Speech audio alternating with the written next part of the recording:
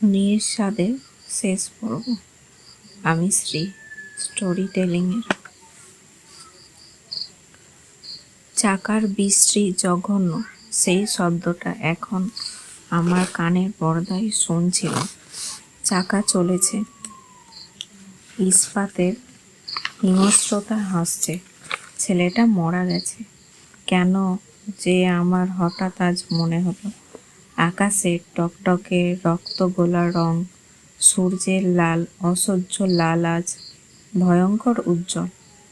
আর আমার পা বারবার মতন সাহস ছিল না, কাঠের মতন শক্ত হয়ে গেছে। সাড়া নেই, আগ্রহ নেই, শুধুমাত্র একটা ভয়ঙ্কর আতঙ্কের পীড়ন আমার পিছন দিকে টেনে নিয়েছে। বিহ্বলত এই উগ্রতা আমি দমন করবার চেষ্টা করছিলাম, কার্যকারণে স্বাভাবিক যুক্তি তৈরি করার আপ্রাণ পরিশ্রম করছিলাম। জলকূপ কাটা পড়েছে, এই কথাটা আমি কেন ভাবছি? কেন সূর্যের এই রকম লাল থাকে? মেঘ এমনই ঘন রক্তের সাদৃশ্য রং ছড়িয়ে পড়ে সূর্য বেলায়। হয়তো প্রত্যহ আমি চোখ তুলে দেখি না, বা দেখলেও তেমন করি না। আমায় যেতে হবে জলকূপকে ধরে আনতে। সেই মারাত্মক খেলায় মেতে আছে। বিকাল শেষ হয়ে সন্ধ্যের পা বাড়িয়েছে। জলকূপের মার রুটি সেঁকছে জলকূপের জন্য। তরু কুয়াতলায় গিয়ে দাঁড়িয়ে আছে গামছা হাতে, অপেক্ষা করছে জলকূপ ফিরে এলেই হাত মুখ ধুইয়ে দেবে। বুঝতে পারলাম আমি আস্তে আস্তে ভীত ক্লান্ত অবসন্ন পায়ে হাঁটছি, ঢিলার দিকে এগিয়ে যাচ্ছি ক্রমশ। কাঁকড়ের স্তূপ, ছোট ছোট আগাছা ঝোপের ওপর থেকে শেষ আলোটুকু মুছে গেছে, ছায়া নেমেছে। মাথার ওপর দিয়ে পাখিরা ফিরে যাচ্ছে। কোথা থেকে একটু হাওয়া বইতে শুরু করেছে এতক্ষণে। ঢিলায় ঠিক মতন পা দিতে পারছি না, পিছলে যাচ্ছে। আমার যেন এক বিন্দুও শক্তি নেই। হয় ঘুমও নয়, কতকাল অসুখে ভুগেছে। আজ দুর্বল পায়ে পথ হাঁটতে নেমেছি। বারবার বাধা, মন পিছু টানছে, জলকূপকে সামনে টানছে। কে যেন কাছে ফিস ফিস করে বলে যাচ্ছে, যেও না। পরের মুহূর্তে চোখের ঝাপসা। জলকূপের মা যেন রুটি হাতে থালা এগিয়ে আসছে। তরু ডাকছে। জানি না কখন কেমন করে ঢিলার ওপর এসে দাঁড়িয়েছে। সূর্যের সেই লহমা কোনো দূর দূরান্তে ডুব দিয়ে যাচ্ছে। যাবার আগে শেষ নিঃশ্বাসের মতন প্রাণ কোনো অদৃশ্য শক্তি থেকে সূর্যপিণ্ড তার শেষ আলোটুকু ঢেলে দিচ্ছে। এই আলোয় অসহ্য গাঢ়, আশ্চর্য রকমের লাল। আমি জীবনে কখনো এই রং দেখিনি, কখনো নয়। এত ঘন, জীবন্ত, ভাষাময় হতে পারে রং আমি জানতাম না, দেখলাম না। দেখলাম টিনের তলায় আরো স্ট্রিট লাইন, সেই ঝলক, সেই আলো, হিংস্র ধারালো। ইস্পাতের ওপর মুঠো মাপের জায়গাটুকু আলো ছিল। আমার চোখের সাড়া পেয়ে আঙুল দিয়ে কি যেন দেখালো, তারপর উড়ে গেল। ছায়ার মতন তালগোল পাকানো কালো জামপড়া জলকূপের একটু চিহ্ন, পাথরের গায়ে গায়ে আবার সব নিশ্চিহ্ন। সবই। কত রাত জানি না, ঘর অন্ধকার। ছোট লণ্ঠনটা নিভিয়ে দিয়েছি কখন। অল্প টিমটিমের আলো, তাও সইতে পারছিলাম না। যতটুকুই হোক, আলো থাকলেই মনে হচ্ছিল অন্য কিছু আছে এই ঘরে। অপলকের দুটি চোখ মেলে আমায় দেখছে। বাতি নিভিয়ে ঘর ভরা অন্ধকারের সামনে নিয়ে বসে আছি। আমায় যেন কেউ না কেউ দেখে। নিজেকে নিজেই দেখতে চায় না। কত রাত জানি না। চারিদিকে অখণ্ডতা, নিস্তব্ধতা, অন্ধকার। পাশের বাড়িতে একটু গলার প্রায় শব্দহীন কান্না শেষবারের মতন শুনেছি অনেকক্ষণ। এখন হয়তো মানুষটি গলা বুঝে গেছে, আর শব্দ বেরোচ্ছে না। জলকুকের পিসি, হয়তো জলকুক, বিছানায় ঝাপটে কাঁদতে কাঁদতে ঘুমিয়ে পড়েছে। জলকুকের বাবা, জানি না, আমি জেগে আছি। ঘুটঘুটে অন্ধকার আমায় ভরে রেখেছে। মনে হচ্ছে এই সব লুকিয়ে থাকার খেলা আমি শুরু করেছি কত কাল আগে। আজ আবার তার হিসেব পাওয়া অসম্ভব। এই খেলা কতকাল খেলবো তার কোনো সীমা পাচ্ছি না। এই অন্ধকারের মতন সব আদি হারিয়ে গেছে, অন্ত আছে বলে মনে হয় না। এই অস্থির চঞ্চলতা, কাতর বিহ্বল আগে কখনো হয়নি। কেন আজই বা আমার হলো কি করে? জলকুক কাটা পড়ার সঙ্গে আমার সম্পর্ক কোথায়?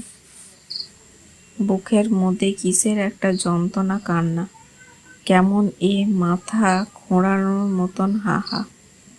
কিন্তু সব জমে গিয়ে শক্ত হয়ে গেছে পাথরের মতো, একটুও গলবে না, একটুও না। অন্ধকার কখনো একটু ফ্যাকাশে হয়ে গেছে। বাইরে হয়তো মাঝরাত্রে চাঁদ উঠলে কোনো অতিথি আছে। বাইরে থেকে আমায় নিঃশব্দে কে যেন ডাকছে, আমি জানি না কে। অনেকক্ষণ থেকে ডাকছে। এই ভীষণ আকর্ষণ প্রাণপণ বাধা দিয়ে যাচ্ছে, কিন্তু চাঁদ বলে উঠছে। আকর্ষণ আরো তীব্র হয়ে উঠেছে। এমন কি হয়? হয়তো কদম গাছের পাতা সরসর করে কাঁপছে, বাতাবি লেবুর তলায় কাঠবিড়ালি ছুটছে। জলকুক দড়ির ঝোলানো দোলনায় ছিঁড়ে গেছে কবে। তার মানিকের কাঁঠাল পাতা জমে রোদে শুকিয়ে খসখস হচ্ছে। এখন বুঝি হাওয়া ছিল একটু, শুকনো কাঁঠাল পাতা খসখস করে উড়ে গেল। আমায় ধরে রাখতে পারল না ঘরের অন্ধকারে। আমার বুক, মন, পা, প্রতিটি ইন্দ্রিয় যেন একবার শেষ চেষ্টা করেও সেই অদ্ভুত জাদুকরী তীব্রত আকর্ষণের কাছে নিজেকে সমর্পণ করল। বাইরে বারান্দায় এসে দাঁড়ালাম। চাঁদ ওঠেনি, উঠবে। পা বাড়াতে গিয়েও ফুলের টবে পা আটকালো। হাত বাড়িয়ে পথ ঠাওর করতে গিয়ে মনে হলো এটা সেই ফুল ছেঁড়া, ডাল চিবানো ডালিয়া গাছ। জলকুকের মানিকের একটা বিরাট অপরাধের স্মৃতি। দু পা এগিয়ে বারান্দার নিচে মাঠে নামলাম। পাশের বাড়ি আড়স, মনে হলো শূন্য। হয়তো সবাই মরে গেছে, না হয় ছেড়ে চলে গেছে। পোড়া বাড়ির ভ্যাপসা গন্ধ তার নাকে এসে লাগলো। শ্যাওলা জমে জমে কালো দেওয়ালের অত্যন্ত আবছা একটু আভাস। তরু কি চলে গেছে? তরু জানতো না আমি ফুল ভালোবাসি। তরু জানতো না আমি গানও ভালোবাসি। তরু জানতো আমিও তাকে ভালোবাসতে শুরু করেছিলাম। সবই জানতো তরু, তার অজানা কিছুই ছিল না।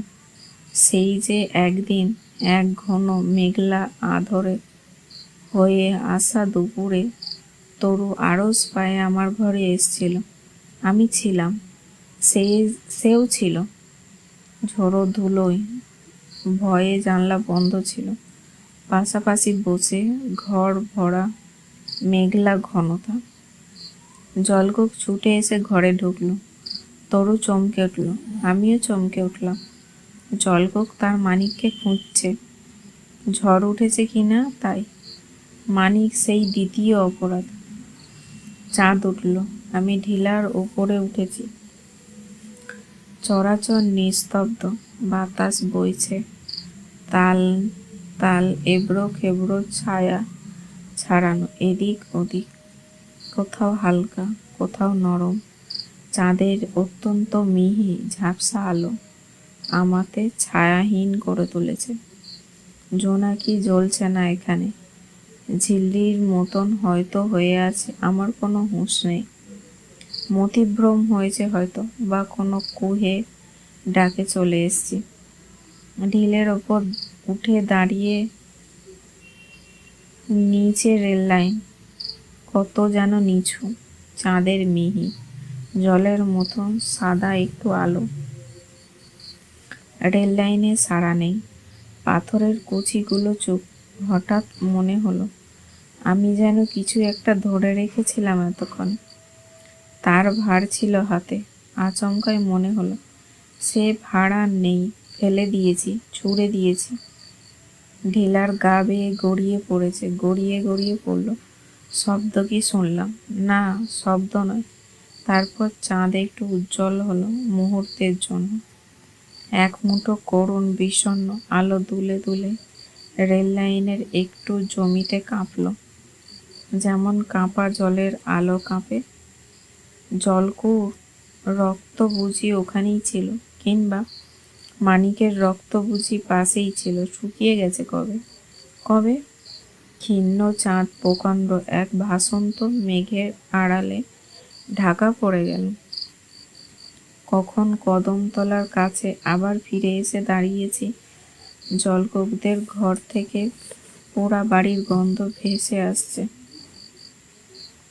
এখানে দাঁড়িয়ে আমি নিজের মনকে সত্তা ভাঙালাম দুভাগে, এক ভাগ আমি, অন্যটি জলকুক।